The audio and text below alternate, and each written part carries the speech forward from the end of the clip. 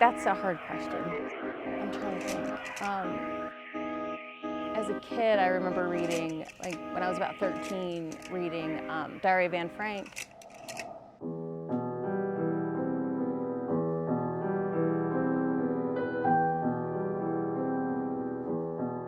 Her stuff is incredible. Like how hopeful she was and how inspirational she was at 15. Yeah, so I loved, obviously, Shakespeare, Jane Austen, when I was a kid growing up, the books I used to read.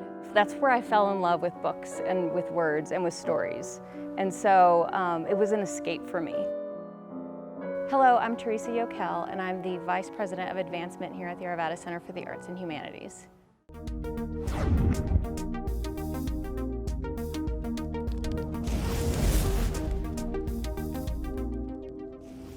Hello, I'm Philip Sneed, President and CEO of the Arvada Center for the Arts and Humanities. We've been sending you weekly videos or emails as part of our $1 million fundraising campaign to Reignite the Arts.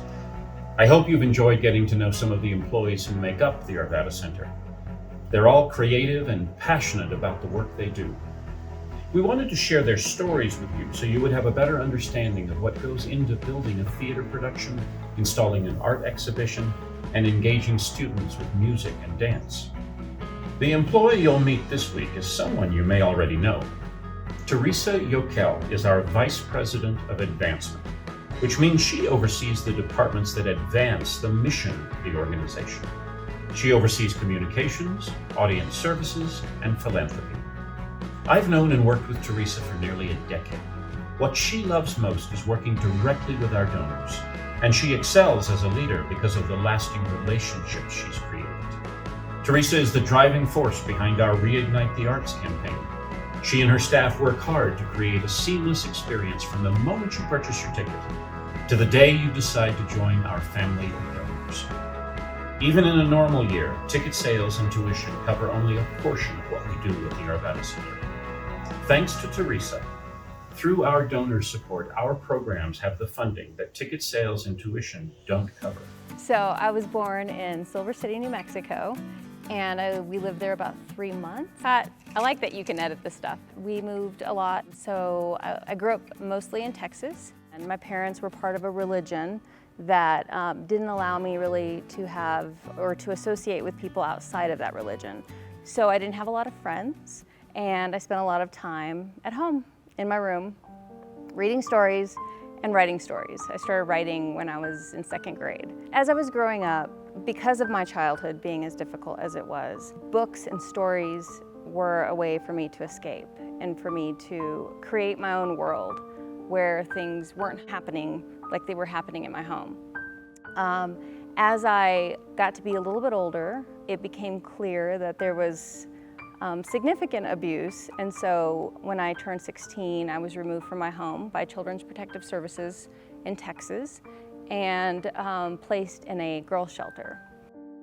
I loved school, by the way, and that was also an escape. It was my room or school, and I loved going to school and learning new things, and when they took me and placed me in a shelter across town, I was gone from that school for a month.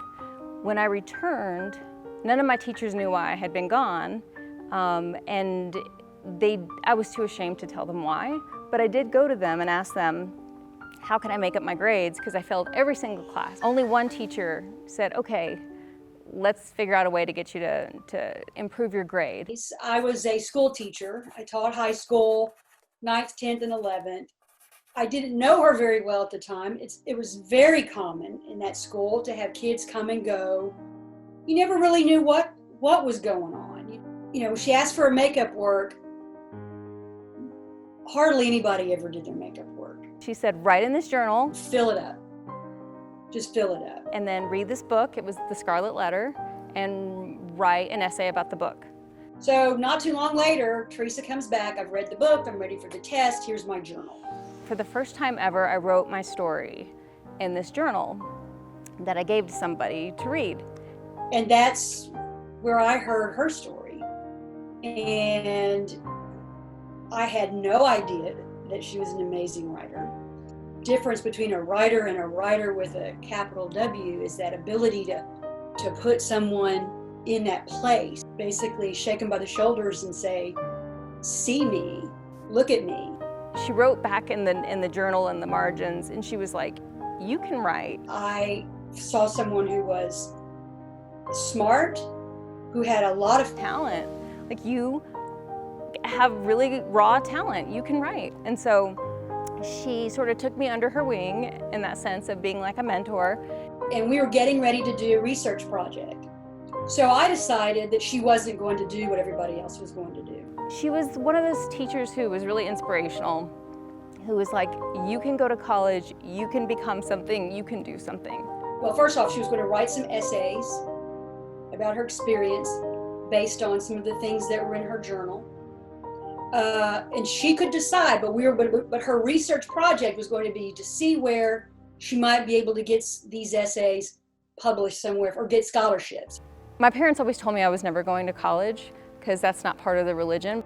You know, I came to know what was going on in her life. She had given me some books on surviving sexual abuse. And so when I had come back from the shelter, I was living with my sister, who at the time was 21 years old. Who had an apartment near the school. So I was able to stay at my school.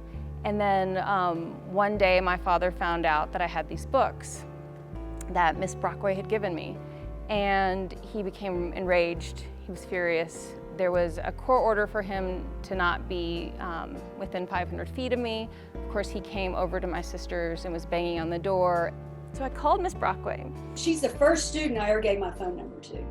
And she immediately was like, get off the phone and call the police. So I did, and the police came. My father was gone before the police got there. But the next day, when I came home from school, my sister told me I could no longer live in her apartment. I could no longer live in her home because she did not want police coming to her house. So I had nowhere to go at that point. So I called Miss Brockway again, and she picked me up, and I called my caseworker, and they said, well, if you're comfortable with this teacher, you can stay. Then we'll come tomorrow and get you and take you back to the shelter. I didn't have a plan, but she needed a place to stay that night. And so I took her home, and the next day we went back to school together. And the caseworker, who was a nice guy, told me he was going to get Teresa and move her to a girls' home in Waco, Texas. I had worked so hard to get my grades back up. I was focused on doing well in school, and I didn't want to be taken out and sent across town again. And it was just unacceptable. And I don't know what I expected to happen. She says to me, what if you say no? What if you just won't go? And he said, I can't force a teenager into the back of my car. You know, if you do that, they'll just run away. But I'm telling you, that's all I got. That's how I came to live with my English teacher. She took me in. My caseworker worked with her, and they put her through the foster care program and approved her as a foster parent, and she became my foster mother. I wake up one day and I'm a mother. It wasn't until, of course, I left my home and I was in therapy and I was living with Michelle as my foster mother that I started to see how bad it was. When you're taken out of a situation, you don't even realize how bad it is when you're in it. And then when you are removed from it, it's incredible to see what it was like and what you endured during that time. And I think my writing and my stories and my books are what kept me sane during all that time. And they're the things that sort of reminded me that there are other situations out there that are difficult, and I'm not alone, even though I felt alone. For the first time in my life, I realized that there's beauty in the world and there's hope in the world. It's like I woke up. I was like finally conscious when I moved in with Michelle.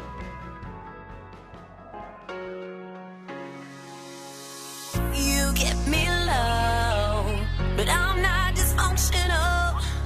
Tear down one wall, but I'm three-dimensional. You can never crush me from inside out, no. A lot of care went into that hair.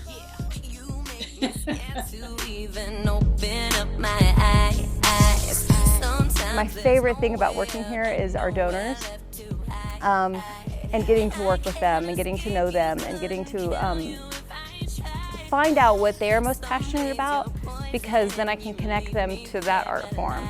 And having so many different things at the center to support, I can always find something that somebody likes. Thanks to the kindness and generosity of one person, Teresa's life was forever changed. That's what our donors do for the Arvada Center.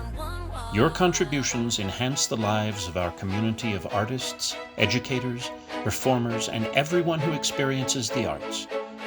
Thank you for your continued support and kindness. If you haven't donated already, please consider making a donation today. Help us change lives by reigniting the arts.